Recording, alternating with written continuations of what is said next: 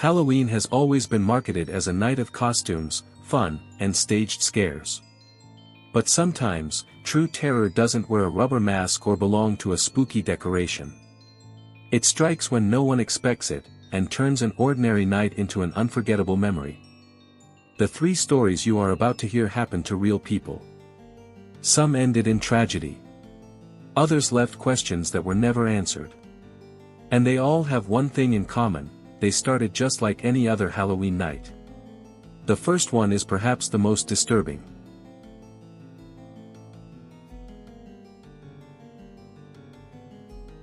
A party among friends. Loud music. Costumes. Hundreds of guests. Then, suddenly, 2 knocks on the door changed everything. It was October. I was 22 years old and had been invited to the traditional Halloween party hosted by my friend Nick. Everyone looked forward to that day all year long. Nick was passionate about Halloween. He spared no expense. The house looked like something out of a horror movie. Makeshift corridors created with false walls turned the rooms into a massive maze. Hanging masks, dim lights, artificial fog, every detail made visitors forget they were inside an ordinary house. That night, the place was packed. The music drowned out almost every other sound as dozens of people talked, danced, and enjoyed the party. I was upstairs with Nick and a few friends. We were chatting and laughing, having no idea that, just seconds later, our lives would change forever. Then it happened. 2 knocks. Loud. Sharp. They didn't sound like someone arriving late to the party. The sound cut right through the music. For an instant, we all fell silent. Nick stood up immediately. Before anyone could stop him, he left the room to see what was going on. A few seconds later, we heard something much worse. Screams. They weren't playful screams. They were screams of sheer terror. Men and women were screaming all at once, as if witnessing something impossible to believe. We called Nick back immediately. When he re-entered the room, the color had drained from his face. I will never forget that expression. It was the look of someone who had just stared death in the face. No one needed to ask twice. He simply said, "Hide. Now." In that instant, the effects of any drugs or alcohol vanished completely. Fear took hold of us all. The lights went out. Everyone scrambled for the best hiding place they could find. 2 friends got into the closet. I crawled under the bed with another guy. Someone else managed to hide inside a storage chest. Then we waited. Downstairs, the music suddenly stopped. A man began shouting orders. The voice was deep, aggressive, and completely devoid of emotion. A girl let out a desperate scream. Moments later, a gunshot. After that, a heavy silence settled over the house. My heart was pounding so hard I was certain anyone outside could hear it. The voices continued. Now there seemed to be more than one intruder. 2. Maybe 3. Maybe even more. It was impossible to tell. A short while later, we heard boots slowly coming up the stairs. Each step sounded louder than the last. The footsteps stopped right outside the door of the room where we were hiding. The doorknob turned. The door was locked. There were a few seconds of silence. Then came the impacts. 1. 2. 3. They were trying to break down the door. When they realized they couldn't, came the shots. The gunfire destroyed the lock. The door swung open. I held my breath. Through the narrow gap between the bedspread and the floor, I could see only a pair of black boots walking slowly across the room. Each step seemed to last an eternity. The boots headed straight for the closet. The door was opened. I heard Nick pleading. His voice was trembling. He said he would hand over money. He would hand over anything. He just begged them not to kill anyone. That was when he revealed he was the owner of the house. The intruders ordered him to come downstairs immediately. After that, silence returned.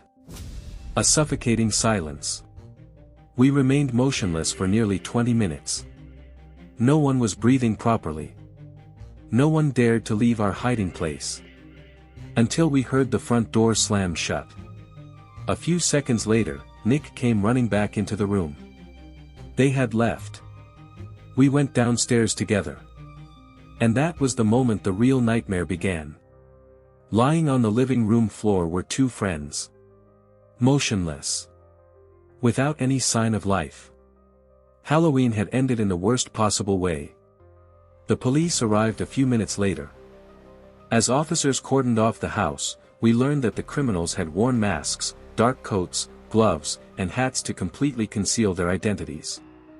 They had demanded a large sum of money. Since Nick didn't have the required amount, they forced all the guests to hand over their wallets, cell phones, and valuables. Even so, two innocent people lost their lives that night. But the story didn't end there.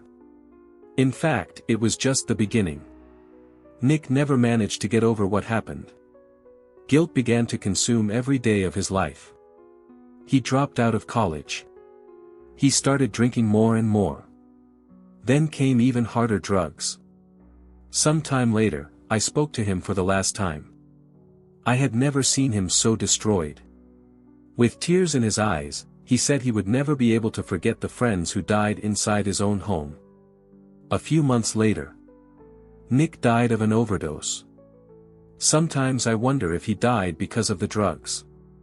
Or if, on that Halloween night, a part of him had already died along with those two friends. And while that question remains unanswered, the next story proves that terror doesn't always end when you close your front door.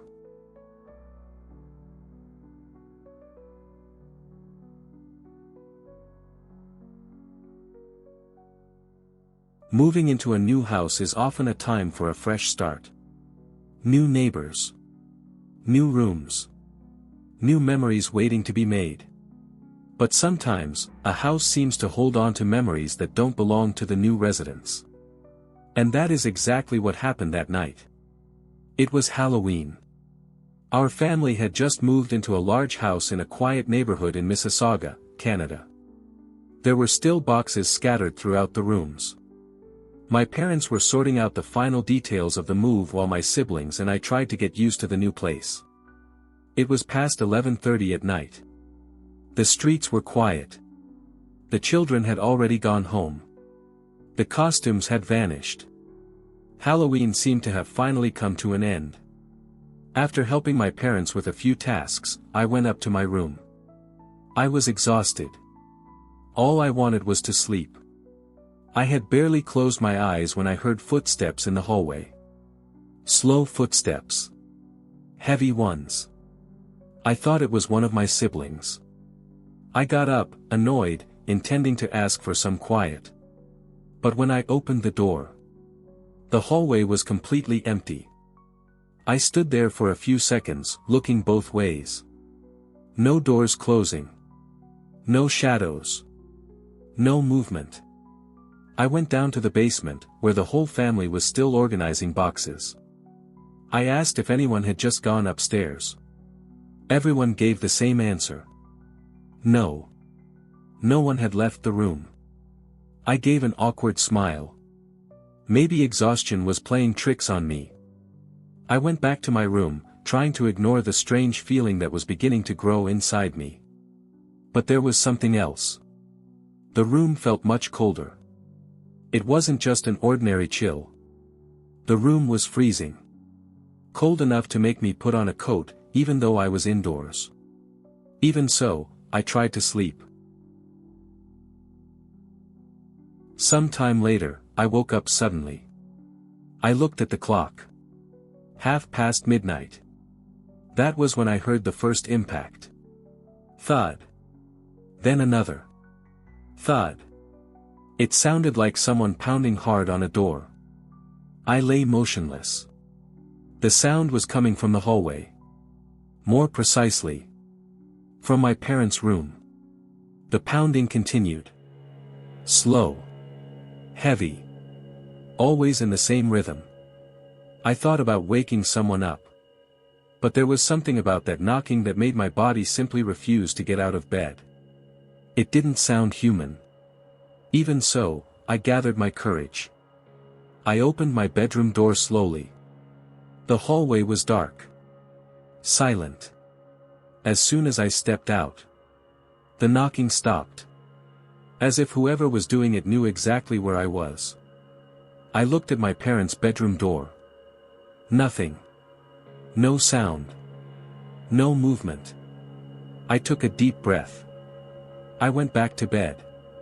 A few minutes later, the knocking started again.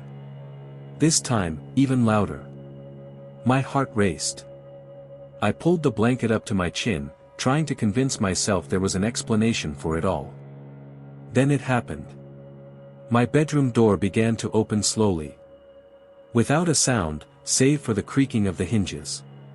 It kept opening. Slowly. Very slowly. As if someone on the other side was deliberately prolonging the moment. I held my breath. Who's there?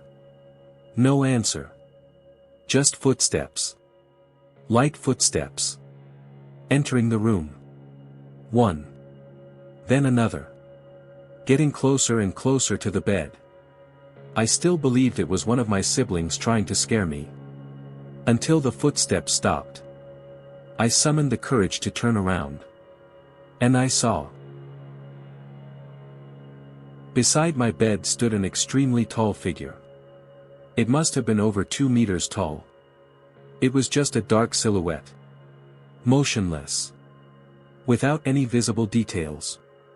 No face. No expression. Just watching. My whole body froze. I wanted to scream. But my voice simply vanished. For a few seconds. It felt as though time had stopped. Then, the figure leaned slightly toward me. And, in a low voice. It said just one word. Boo. That was enough. The scream I couldn't let out finally escaped. I covered my face with my hands. At that very moment, I heard my parents running down the hallway. The door was flung open. The lights came on. My father entered first. Then my mother. My siblings followed close behind. But there was no one there. The figure had vanished. I told them everything that had happened. The knocking. The cold. The footsteps. The presence beside the bed. I asked if they, too, had heard someone knocking on their bedroom door. The answer was immediate. No. No one had heard absolutely anything. They exchanged worried glances. Perhaps they thought the stress of the move had played tricks on my imagination. But I know exactly what I saw. To this day, I can still recall that silhouette. I can remember the cold. The footsteps. The voice. And the feeling that, for a few seconds, someone was in that room, watching me. I never managed to find out who, or what, was there that night. But the final story is even more disturbing.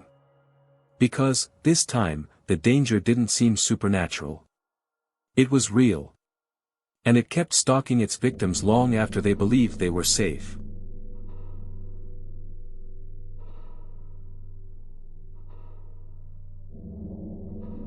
After hearing 2 stories like those, it's easy to think the worst of Halloween happens on deserted streets, or inside houses where no one should ever set foot. But sometimes, the real danger is hidden right where everyone expects to find nothing but fun. This last story happened to a group of friends in their 20s. They decided to spend Halloween visiting a famous local haunted attraction. It was known for its incredibly realistic sets. The actors never broke character. The environments were dark. Claustrophobic. And the goal was simple. Go in. Find a hidden key. Escape the maze. It seemed like just another Halloween attraction. Until it didn't. As soon as we entered, we realized this place was different. The decor was impressive. Antique furniture. Coffins. Walls covered in cobwebs. Narrow corridors. Each room seemed more convincing than the last. The scares were part of the experience. Actors emerged from the shadows. Doors slammed shut on their own. Lights flickered without warning. We'd scream. Then laugh. It was exactly the kind of fun we'd hoped to find. The trouble started when we reached the entrance to the basement. A narrow staircase led down into a pitch-black space. There wasn't a single source of light. We couldn't use our phones, either. The attraction's rules forbade any kind of lighting. If we wanted to get out, we had to go down. There was no other choice. The first step creaked. Then the second. With every step, the darkness seemed to swallow everything around us. Soon, we couldn't even see our own hands. We held our arms out just to avoid bumping into the walls. Or into each other. And that's exactly what happened. I bumped into someone. I automatically apologized. I thought it was one of my friends. But no one answered. Before I could ask again, I felt a hand slowly rest on my shoulder. Ice cold. Firm. Heavy. My whole body reacted before my mind even grasped what was happening. I took off running into the dark, screaming, while my friends did the same. A few seconds later, we found the key hidden on a table. It felt like finding the way out of a nightmare. We practically ran up the stairs. When we stepped through the exit and back onto the street, we all started laughing nervously. We talked about how well produced the attraction was. Up to that point, it had all been part of the show. Or at least, that's what we believed. Next to the exit, there was a small bin where visitors dropped off the keys they'd found along the way. We tossed ours in and kept walking. That was when someone looked back. A very tall man had just stepped out of the same doorway. He was wearing a long black robe. On his face was a pig mask covered in stains that looked like blood. At first, no one was worried. We thought he was an employee staying in character right to the very end. We kept walking.